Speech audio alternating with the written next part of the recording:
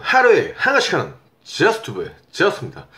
자, 오늘 제가 우한 폐렴에 대해서 한번 말씀드리고 싶은데, 이게 지금 제가 이제 뉴스라든가 자료를 좀 정리하면서 굉장히 많이 확대됐다. 그러니까 제가 이제 처음에 이제 우한 폐렴에 대해서 이제 유튜브로 이제 방송을 했을 때만 해도 이렇게까지 확대가 될 거라고 생각 안 했고, 그리고 어느 정도 좀 이게 시간이 지나면은 어느 정도 이제 잡힐 거다라고 생각을 했는데, 지금 너무 많이 확대됐고 좀 약간 심각한 상태다라고 생각을 들 정도로 지금 뉴스를 보면서 저도 지금 와, 이렇게까지 심각한가? 라고 생각을 이제 들었거든요.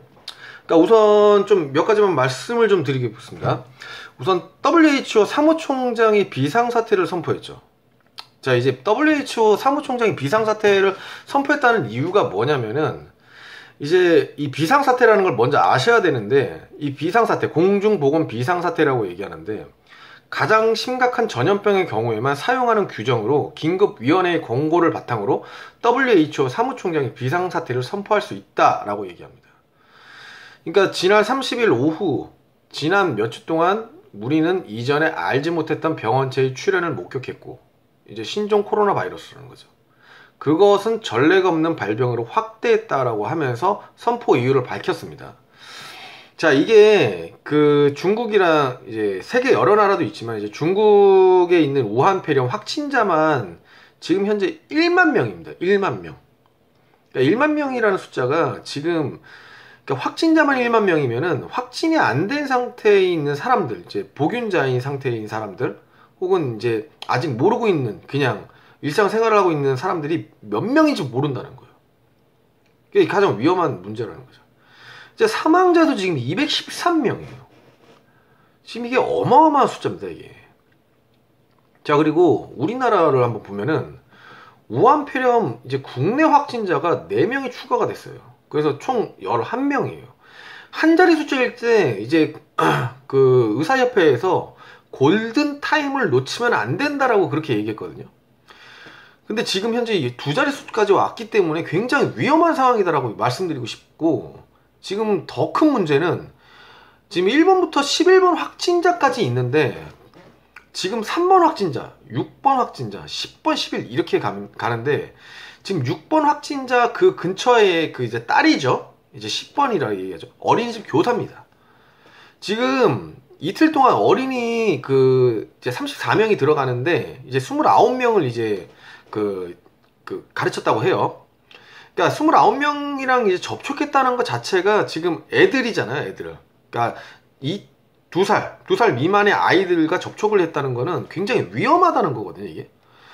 그래서 제가 지금 1번부터 한 그 10번까지 한번 제가 그 뉴스를 종합적으로 해갖고 한번 제가 좀 그 자료를 한번 만들어 봤는데, 1번 같은 경우는 우선 1번 확진자는 굉장히 이제 이때까지만 해도 크게 문제가 되지 않을 거다라고 저도 생각을 했었고, 아마 우리나라에 있는 대다수 분들도 그렇게 생각을 했을 거예요. 그냥 1번 이 확진자만 어느 정도 좀 격리를 해 놓으면은 이게 좀 어느 진정이 될 것이다 라고 생각을 했었는데, 지금 굉장히 커졌어요.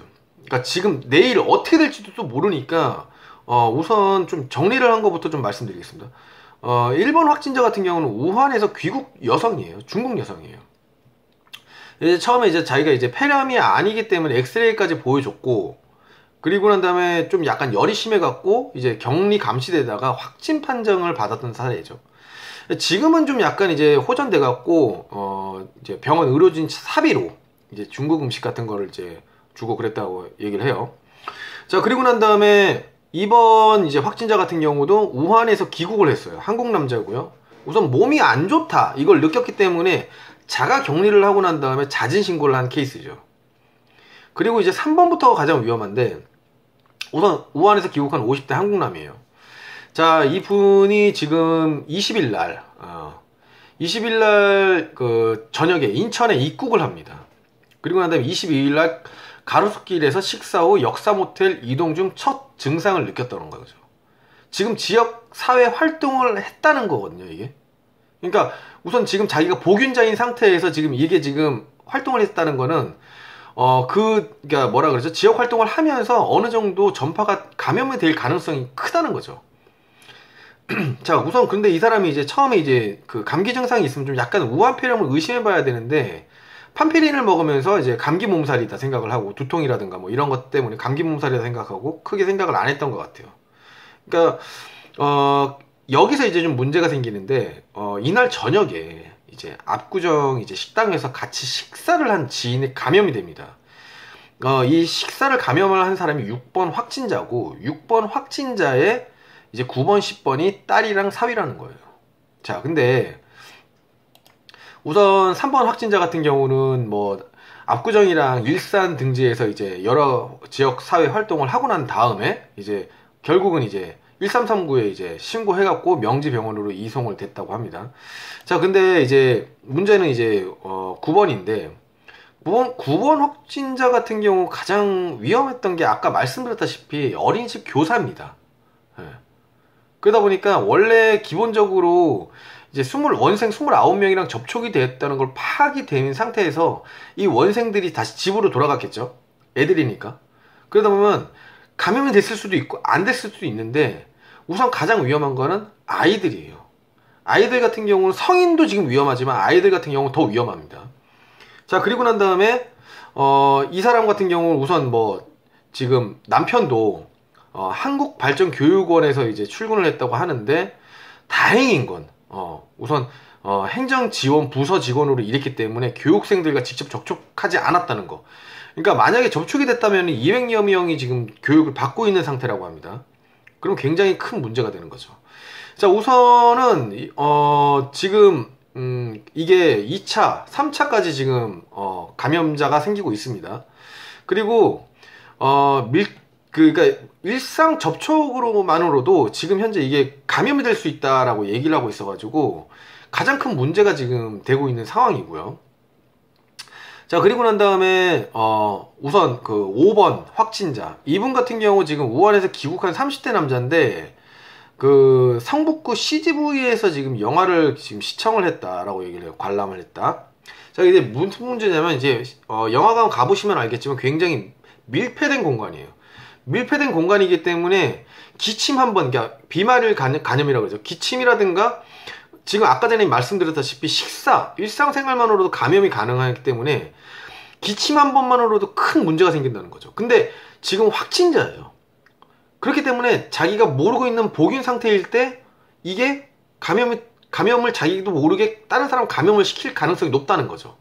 그렇기 때문에 지금 영화관 CGV에서 지금 있었던 사람들이 굉장히 지금 불안에 떨고 있다고 얘기를 하고 있어요. 그래서 뭐 맨날 뭐 커뮤니티 뉴스 이런 데 보면은 이 CGV가 굉장히 많이 지금 나오고 있는데, 아무튼 이 부분에 대해서 굉장히 문제가 됐다고 얘기를 하고 있고, 7번 확진자 같은 경우는 우한에서 귀국한 20대 남자라고 그래요. 20대도 지금 아주 젊은 나이인데도 불구하고 지금 이렇게 걸렸다는 거는, 지금 이 신종 코로나 우한 폐렴이 이게 지금 너무 지금 과열되어 있고 지금 굉장히 위험하다라는 게 말이 되는 거죠.